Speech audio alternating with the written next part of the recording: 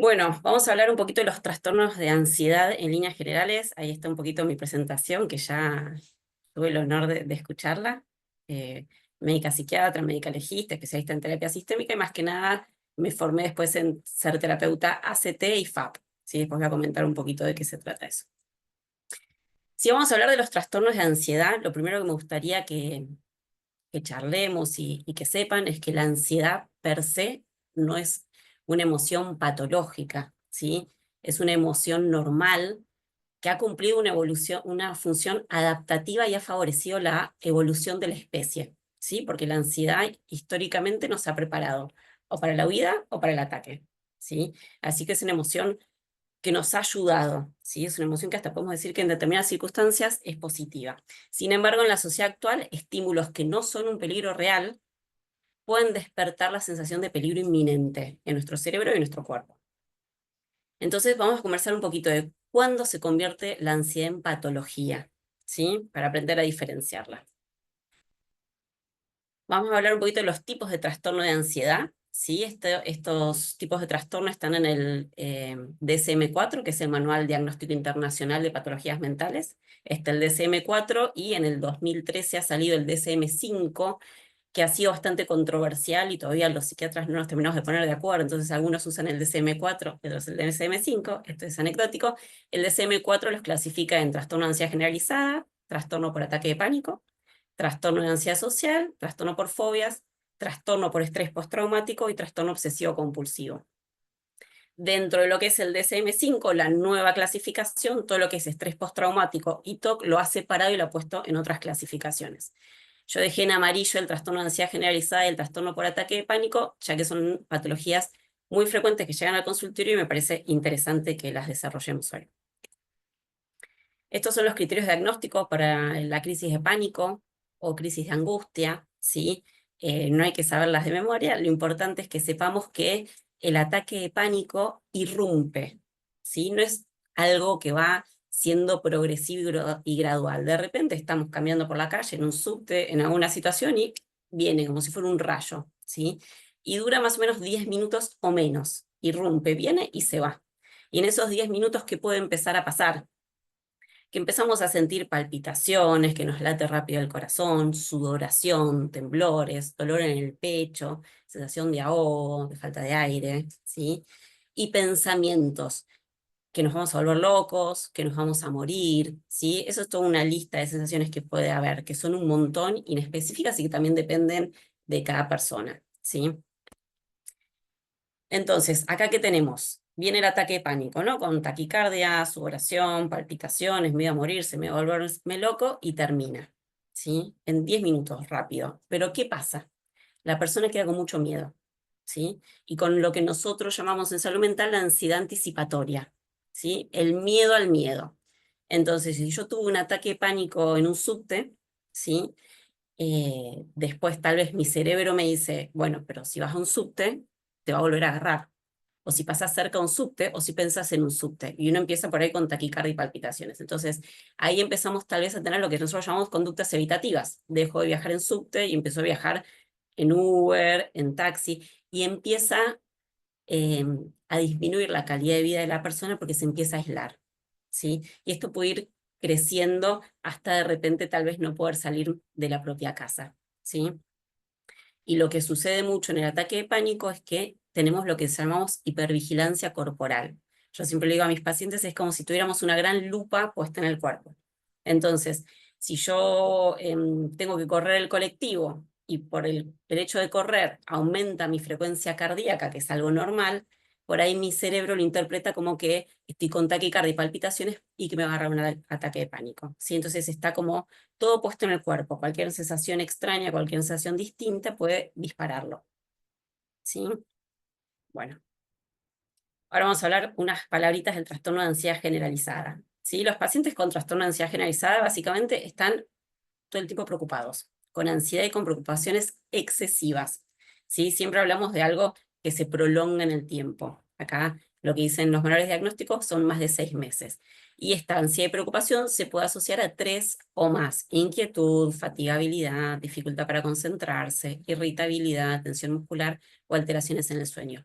Y todo este hecho, todo esto de estar preocupados todo el tiempo, imaginándonos escenarios catastróficos, siempre pensando que las cosas salen mal, o con una angustia flotante que a veces la ponemos en alguna situación o otras veces en otra, generan un gran deterioro social, laboral o vincular de la persona, ¿sí?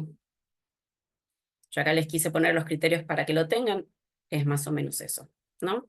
Entonces, bueno, ¿qué pasa con los trastornos de ansiedad? ¿Sí? Vamos a hablar un poquito de diagnóstico y de estadística. Se estima que aproximadamente un 30% de las personas adultas han presentado algún trastorno de ansiedad a lo largo de su vida, pero que solamente 1 de cada 4 accede a un tratamiento, ¿sí? ¿Qué dice la OMS? ¿Por qué acceden tan poquitas personas? Primero, el estigma, ¿sí? Todo lo que es salud mental sigue siendo un tema tabú, hay mucho miedo a consultar, falta de concientización y dificultad en el acceso a los sistemas de salud, en acceder a un tratamiento. Después, en psiquiatría en general y en los trastornos de ansiedad en particular, los diagnósticos son clínicos, ¿sí? Es por entrevista, hablar con el paciente, mirarlo, estar atento. No hay un laboratorio que nos diga esto está alto, entonces tiene un trastorno de ansiedad. Y el diagnóstico sí se hace por descarte, ¿sí? Primero yo tengo que hacer un chequeo clínico con un laboratorio y con un electrocardiograma para ver que realmente la persona está sana, que no está teniendo un infarto, que no está teniendo una patología tiroidea que justifique todos estos síntomas, que no esté anémica, que no haya algo clínico que dé toda esa sintomatología. Entonces, si yo tengo una persona con un ataque de pánico, que fue una guardia, que le hicieron un laboratorio, que le hicieron un electrocardiograma y que dio todo bien, ahí esa persona se deriva a un servicio de salud mental y ahí inicia un tratamiento, ¿sí? Bueno, ¿cuáles son los efectos de la ansiedad en el cuerpo? ¿Sí? Son un montón. Nosotros desde salud mental recibimos derivaciones de todo tipo de profesionales, de gastroenterólogos, de cardiólogos, de clínicos, de ginecólogos, ¿sí? ¿Por qué? Porque la ansiedad crónica en el cuerpo puede producir enfermedades gastrointestinales, se habla muchísimo ya del eje intestino-cerebro, enfermedades cardiovasculares, presión alta, hipertensión, puede haber hasta deterioros más si el paciente por ansiedad fuma, ¿sí? Enfermedades respiratorias, alteraciones en el sistema inmune. ¿Por qué? Porque el estrés crónico libera cortisol y el exceso de cortisol baja las defensas. Entonces una persona estresada es mucho más probable que se enferme. No sé si a ustedes les ha pasado a lo largo de su vida cuando están con algún problema laboral, personal, le bajan las defensas y se enferman. Alteraciones del sistema reproductivo y hasta alteraciones en el cerebro. Afecta todo el cuerpo, ¿sí? Entonces es muy importante que aprendamos a detectar los síntomas y a cuidarnos, básicamente, y a saber cuándo consultar. Bueno, entonces, hablamos de ansiedad, ¿no? ¿Qué nos genera ansiedad? La vida misma, ¿no? El estrés laboral, los problemas económicos, el estrés familiar, los problemas vinculares. ¿Y cuáles son los ansiolíticos naturales? ¿A qué tenemos que tratar de estar muy atentos y de aplicarlo, aunque sea un poquito en nuestros día a día? El deporte, la naturaleza, las mascotas, ¿sí? El sol, la luz solar, y yo diría también los vínculos, ¿no? Podríamos decir que un buen vínculo es un ansiolítico natural, ¿no? Volver a casa y que nos den un abrazo es un ansiolítico natural. Bueno, deporte y salud mental. El deporte per se es terapéutico, digamos, en todas las áreas, tanto lo físico como lo psíquico. Mejora el estado de ánimo, por suerte ya se sabe que libera endorfina, serotonina, dopamina, que nos hace sentir bien, nos energiza, ¿no? Mejora el sueño, reduce los niveles de ansiedad, mejora la concentración, trabaja los valores, como por ejemplo la constancia, el trabajo en equipo, si hacemos algún deporte en equipo, la superación, la autodisciplina, mejora las relaciones sociales. Yo siempre le digo a mis pacientes que traten de no hacer deporte solos en su casa, que se vayan a un gimnasio, que en el gimnasio tienen a la profe, al amigo, que si falto me mandan un mensajito y de repente empiezo a sociabilizar más. Bueno, ¿qué pasa con la naturaleza? La naturaleza es terapéutica, ¿sí? Per se. Pensemos cuando estamos de vacaciones, no es lo mismo estar de vacaciones en nuestras casas que si nos vamos a algún lado, ¿no? En donde hay verde, en donde hay luz.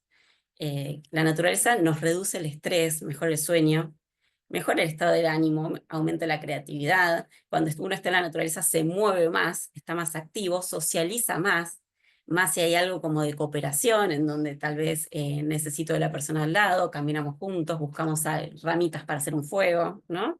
Y tiene un efecto protector, ¿sí? La naturaleza es terapéutica y hasta ahora en todo lo que es psicología se están armando retiros en la naturaleza. Esto por suerte está muy en auge. Mascotas, ¿no? Yo siempre, si tengo un paciente que no tiene mascotas, lo impulso a que tenga una mascota. ¿Por qué? Supónganse que yo vivo sola, no es lo mismo llegar a mi casa sola que llegar a mi casa y que me esté esperando alguien, ¿no? Un gatito, un perro, alguien. Entonces, las mascotas siempre disminuyen los sentimientos de soledad, reducen el estrés y la ansiedad y hasta pueden reducir los síntomas depresivos, ¿sí? Al acariciar a nuestra mascota liberamos oxitocina, ¿sí? Que es una hormona que nos hace sentir protegidos, mimados, que nos hace sentir bien, que liberamos cuando somos bebé, cuando tomamos la teta, cuando nos abrazan. Disminuye el cortisol, aumenta la serotonina y la dopamina. Mejoran la vida social, si yo tengo un perrito, de repente lo tengo que sacar a pasear y en la plaza por ahí me encuentro con otras personas que tienen perros, o me empiezo a juntar con gente que tiene la misma raza, o si lo tengo que aparear, entonces se juntan. Aumenta el sentido de la responsabilidad, mejora las rutinas, tenemos horarios y mejora la autoestima. Acá en Argentina está bastante desarrollado todo lo que es el sistema de TOACA, que es la terapia asistida con animales, ¿sí? Nosotros tenemos con perritos y con caballos, está muy desarrollado y ha demostrado tener muchísimos beneficios, más que nada en niños, en todo lo que es autismo. eh, Algunos hasta llevan perritos por ahí a hospitales, esto es como bastante de vanguardia, pero demuestra que tiene muchísimos, muchísimos beneficios. Alimentación, ¿sí? Estamos yendo siempre a lo natural, ¿no? Bueno, si yo tengo un paciente muy ansioso, lo primero que le digo es, no tome más café, por favor. Nada de café, nada de alcohol, nada de azúcares, nada de alimentos ultraprocesados. Vamos a tratar de ir a lo natural, fruta, verdura, carnes, té, tilo, melisa, cúrcuma, de todos estos estimulantes, disminuirlos, ¿sí? Es muy importante realmente los hábitos como más sencillos hacen la diferencia, ¿sí? ¿Qué más tenemos que tener en cuenta? Menos reloj, menos correr menos, ¿no? Menos pantallas. Se está descubriendo que las pantallas tienen un efecto súper ansiogénico, ¿sí? Más tal vez a la noche, ¿sí? Que estamos con el teléfono mirando redes, ¿no? Entonces, todas las pantallas liberan una luz ultravioleta que le hacen creer a nuestro cerebro que todavía es de día, entonces dormimos peor si estamos con las pantallas a la noche. Yo lo primero que le digo a mis pacientes es, basta de pantallas, cortamos pantalla, un libro, música, un baño, nos relajamos. Si no me puedo ir al medio del bosque, bueno, por ahí puedo tener un balcón con plantitas, puedo tener una huerta, ¿sí? Tratar de que haya verde, de que haya que regar, de que haya vida, ¿sí? Leer, earthing, grounding, estar en patas en la casa, ¿sí? Yoga Mindfulness ha demostrado tener muchísima evidencia en reducir todo lo que es ansiedad. Y después podemos hablar de musicoterapia, podemos hablar de pintura, todo lo que es arte, por supuesto que es súper terapéutico, ¿sí? Bueno, si vamos a ir un poquito más específico, podemos hablar de las psicoterapias, ¿no? ¿Qué psicoterapias tenemos con evidencia científica que ayudan a todos los trastornos de ansiedad? Tenemos las técnicas cognitivo-conductuales, ¿sí? Que no sé si las conocen. Hay técnicas de respiración y de relajación que ayudan muchísimo a los pacientes. Por ejemplo, si yo hago una inspiración profunda y sostengo el aire en mi caja torácica y lo mantengo unos segundos y después exhalo, fisiológicamente el corazón empieza a latir más despacito y el cuerpo se empieza a calmar. Entonces, yo tengo un paciente ansioso. Probamos estas técnicas en el consultorio y esto lo ayuda un montón, porque el paciente sabe que si se empieza a poner nervioso y empieza con taquicardia o empieza con síntomas que por ahí son el inicio de un ataque de pánico, puede autocalmarse. Entonces le estoy dando herramientas al paciente que lo empoderan y que hacen que pierda el miedo al miedo, ¿sí? Que en el ataque de pánico es fundamental. Entonces estas técnicas lo ayudan un montón. Entonces tal vez puedo decir, bueno, vamos a hacer técnicas de respiración, de relajación, y después vamos a probar unas técnicas de exposición. Yo tengo, por ejemplo, Vamos a imaginar un paciente que tuvo un ataque de pánico en un subte y no se subió nunca más a un subte. Bueno, vamos a ver las técnicas de respiración y de relajación y después vamos a tal vez hacer una meditación guiada de un subte, tal vez caminar cerca del subte, gradual, como para que el paciente pueda ir fortaleciéndose. Tal vez podemos ir hasta la estación de subte y volver, tal vez podemos ir con música, con estas técnicas y hacer solamente una estación. Y así las técnicas de exposición hacen que el paciente pueda ir recuperando todos estos espacios que ha perdido previamente, ¿sí? Todo lo que es psicoeducación y reestructuración cognitiva con los pensamientos catastróficos ayudan un montón. Entonces, todas estas técnicas le dan herramientas y empoderan al paciente, son fundamentales que estén en su mochila, digamos, que la puedan tener consigo mismos. Bueno, yo dije al principio que era terapeuta de la terapia de aceptación y compromiso. Sí, esta es una terapia hermosa, para mí es hermosa, maravillosa, es muy súper cálida, que ¿qué hace? Busca otra relación con los pensamientos y las emociones basadas en la comprensión y la aceptación. ¿Qué dice esta terapia? Por ejemplo, yo dije al principio que la ansiedad es una emoción normal. Ahora, nosotros no queremos sentir ansiedad. ¿A quién le gusta estar ansioso? A nadie, ¿no? Entonces, si cuando viene la ansiedad, yo me peleo con la ansiedad y la quiero sacar, como si yo apoyara una pelota bajo el agua, ¿no? Y hago fuerza, hago fuerza, hago fuerza, hago fuerza, cuando sale, sale con más fuerza, ¿no? Entonces, ¿qué dice la terapia de aceptación y compromiso? No nos peleemos con estos pensamientos y con estas emociones, ¿no?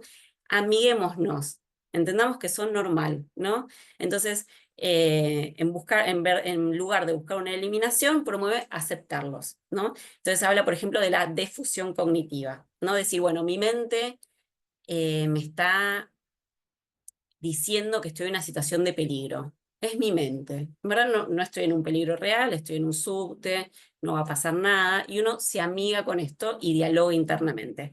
Y después, por ejemplo, busca mucho la identificación con valores. Si yo tengo ansiedad social y no quiero ir a una fiesta, ¿no? Por ahí poder conectar con los valores.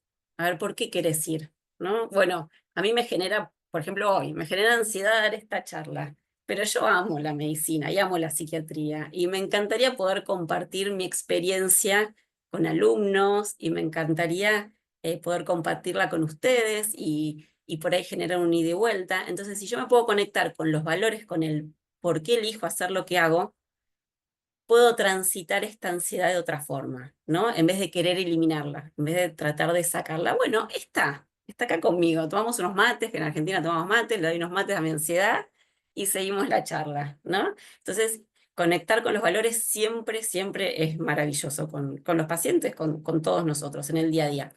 Y se conecta mucho con el aquí y ahora. Tiene muchas técnicas parecidas a la yoga, a la meditación, que ayudan muchísimo a los pacientes a relacionarse distinto con el estrés.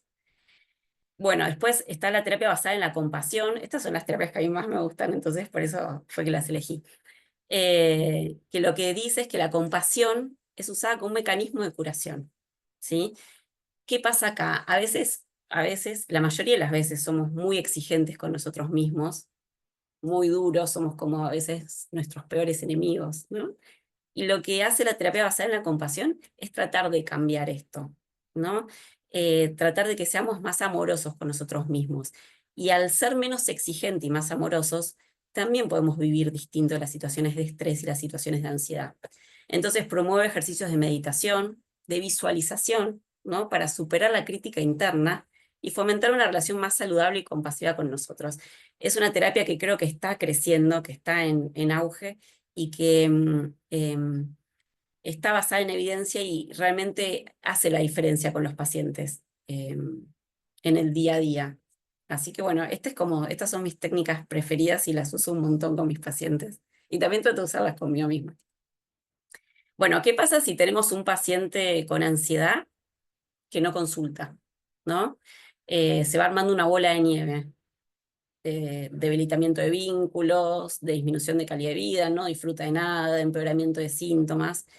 Em, y realmente a veces tenemos pacientes que llegan a consulta, pacientes que le están pasando muy mal y que se han quedado cada vez más encerrados, ¿no? Que no pueden salir, que no pueden vincularse, con muchísimo deterioro, que uno dice, qué pena que llegó tan tarde, pues llegó por lo menos, ¿no? Pero qué pena que llegó tan tarde.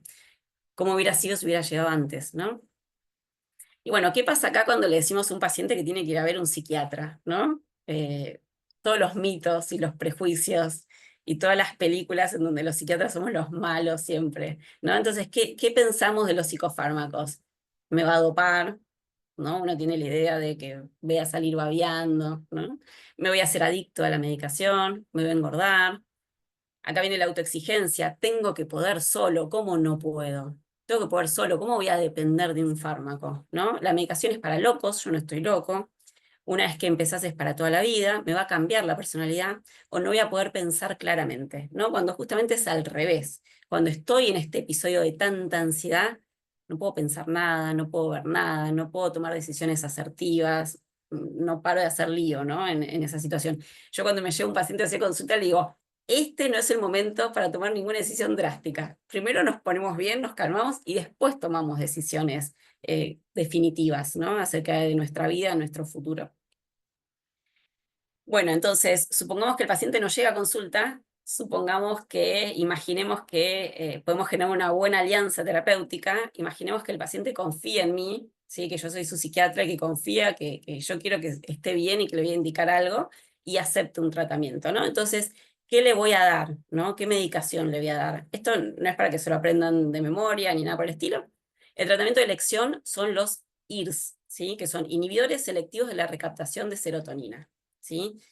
Son los llamados antidepresivos, ¿no? Entonces yo le digo a un paciente con ataque de pánico que le voy a dar un antidepresivo, lo primero que hace el paciente es decirme, pero Eugenia, yo no estoy deprimida, leí el prospecto y dice que es un antidepresivo, ¿no? Entonces ahí yo le tengo que explicar, generalmente se lo explico previamente para que ya esté preparado, que en psiquiatría los nombres de los medicamentos no han sido muy felices y que el antidepresivo es el tratamiento de elección para el ataque de pánico, ¿no? Y que muchas veces, esto es anecdótico, los antipsicóticos se dan como estabilizadores del ánimo o como inductores del sueño, está como todo un poquito desordenado. ¿Sí? Pero el tratamiento de elección son los IRS, sertralina, por ahí lo escucharon nombrar, escitalopram, paroxetina, citalopram, fluoxetina. Y los muy conocidos, clonazepam, ribotril, lorazepam, alplax, que por ahí los conocen todos, no son el tratamiento de elección, ¿sí? Esos son tratamientos a corto plazo, ¿sí? Porque los IRS tienen nosotros llamamos tiempo de latencia, tardan más o menos 2 semanas en empezar a hacer efecto. Entonces, hasta que hagan efecto, ahí les damos clonazepam, lorazepam, todo lo que termina en am, alprazolam, pero por poquito tiempo, o de rescate. ¿Por qué?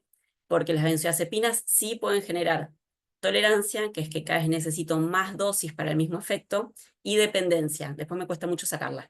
Entonces, lo que es buena práctica, tratar de que sean por poquito tiempo. A nivel práctico, bueno, a mí me llegan a consulta pacientes que han estado años y que siguen estando por ahí porque se lo dio el cardiólogo, pero bueno, ese es otro tema. Lo ideal sería que sea por poquito tiempo. Tenemos otras opciones, pregabalina, quetiapina, pero bueno, eso no es tan significativo, no es de primera línea, digamos.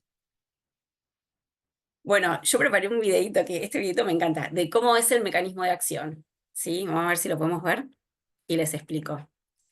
Porque los IRS no hacen secretar más serotonina en el cuerpo, no liberan serotonina, hacen que nuestras propias neuronas la puedan captar mejor. Ahora les muestro. Esta es una neurona, es divino el video. Es una neurona con las dendritas, que son como los pelitos que tiene, y el axón, que es como el tubito por donde circulan los neurotransmisores. Entonces, ahí va a circular el neurotransmisor, y vamos a tener lo que llamamos neurona presináptica y neurona posináptica, dos neuronas distintas. Ahí las vamos a ver. Entonces, la presináptica, la de arriba, va a liberar serotonina. Esto es normal, ¿eh? Libera serotonina en lo que nosotros llamamos hendidura espacio sináptico y toca la otra neurona y después se reabsorbe. ¿Sí? Esto es el mecanismo normal. Liberamos serotonina, toca la otra neurona, el receptor de la neurona lo estimula y vuelve. ¿Qué van a hacer los IRS? ¿Sí? Van a tapar un ratito los tubitos por donde se reabsorbe la serotonina. Ahora lo van a ver. Entonces, la serotonina permanece más tiempo en la hendidura sináptica y puede tocar más la neurona posináptica. Y después, ahí están, son divinos. Tapan la neurona presináptica, ¿ven los canales? Entonces, la serotonina está más tiempo ahí y después se reabsorbe. Es maravilloso. porque lo que deja es el mecanismo natural. Bueno, espero que lo hayan entendido. Después cualquier duda me preguntan. Ahí está. Bueno, ¿cuáles son los efectos adversos de los inhibidores selectivos de la recaptación de serotonina? Suelen ser leves y suelen ser transitorios y suelen ser dosis dependientes. Lo que más se quejan los pacientes son de las alteraciones gastrointestinales. Sí pueden tener un poquito de dolor de panza, diarrea, náusea, son los primeros días, dolores de cabeza, y después esto se adapta. Sí puede tener alteraciones sexuales, sí, que esto es bastante, hay que avisarle a los pacientes para que lo sepan. En el hombre pueden producir retraso en la eyaculación o en las mujeres disminución de la libido o anorgasmia. Estos se quejan y muchas veces ahí hay que disminuir o cambiarlo el antidepresivo. Puede producir algunos alteraciones en el peso y suelen ser transitorios y dosis dependientes. Si no es lo mismo una dosis bajita que una dosis alta. Si llega a haber algún efecto adverso que molesta mucho, o bajamos la dosis o lo cambiamos, ¿sí? Porque todos los IRS tienen como pequeñas diferencias que vamos eligiendo el que creemos que es mejor para el paciente, ¿sí? Tienen un tiempo de latencia, que esto ya lo dije, de 2 semanas, 14 días más o menos, y la duración de tratamiento más o menos son 6 meses. Pueden ser entre 6 meses y se puede extender hasta el año. Si yo tengo un paciente que en esos 6 meses logramos juntos que haga deporte, que haga terapia, que mejore los vínculos, que tome las decisiones necesarias para estar bien, que esté, no sé, más tiempo en su casa, que pueda recibir luz solar, que haga todos los cambios para estar bien, lo más probable es que yo pueda retirar el antidepresivo y la persona no vuelva a tener ataque de pánico o algún trastorno de ansiedad. Si usa las técnicas de respiración, de relajación, si logra cambiar los hábitos. Ahora, ¿qué sucede si yo retiro la medicación y vuelven los síntomas? Nosotros ahí llamamos recidiva sintomática. Si volvieron los síntomas. Bueno, ahí se vuelve a instaurar por un tiempo más prolongado y se intenta sacar de vuelta. Y si no, bueno, será un tratamiento más crónico. Yo lo que siempre le digo a los pacientes es que el objetivo del tratamiento tiene que ser estar bien y no dejar la medicación. Si mi objetivo es estar bien, dejar la medicación se consigue por default, por defecto. Si mi objetivo es dejar la medicación, empiezo a hacer lío. ¿Sí? Si me apuro, hago lío. Ahora, si el objetivo es estar bien, eso después se consigue. Bueno, después, para terminar, quería esto, que el bienestar es una construcción, tenemos que trabajar para estar bien, no es algo que tenemos que dar por sentado para nada, día a día, así como trabajamos para ganar dinero, tenemos que trabajar para tener un vínculo saludable y una relación saludable con nosotros mismos, ¿sí? Y siempre tratar de volver a la naturaleza y a las cuestiones más simples, ¿sí? Bueno, muchas gracias y si tienen ganas, charlamos un ratito. Muchísimas gracias, doctora, por haberse tomado el tiempo.